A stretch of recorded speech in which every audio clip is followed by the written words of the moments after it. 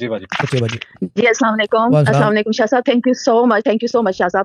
کل میں اتنی پریشان تھی, میری بیٹی نے مجھے بتایا نہیں, اور وہ خود ہی بلی کو لے کر ایمرجنسی میں چلی گئی تھی کیونکہ اس کی طبیعت کچھ ٹھیک نہیں تھی. اس نے نا پلاسٹک جو ہوتا ہے نا ہینگر, اس کو چبا لیا تھا.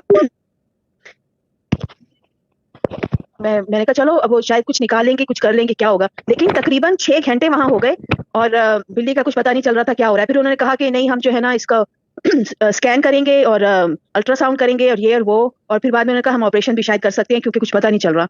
اور وہ جو بلی تھی وہ بھی سیڈیٹڈ تھی نا, تو میں اتنی پریشان ہو گئی. میں نے کہا اب میں اگر یہ سیڈیٹڈ ہے, اگر یہ اندر ایسا جو مسئلہ اور کریٹ کرے گا تو یہ لوگ تو ڈیفینیٹلی آپریٹ کر دیں گے اور وہ بہت بڑا مسئلہ بن جائے گا نا, بلی کے لیے بھی ہمارے لیے بھی.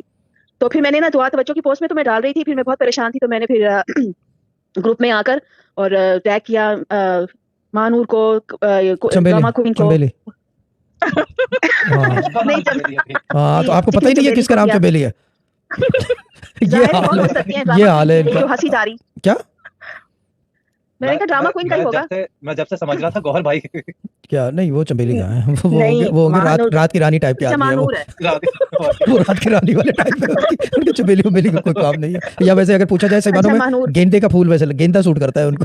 کیا گیندے کا ہی پھول ہوتا ہے. جی بولے. جی باجی. تو شاہ صاحب پھر نا میں ان لوگوں نے فوراً ایکٹ کیا کیونکہ میں بہت پریشان تھی.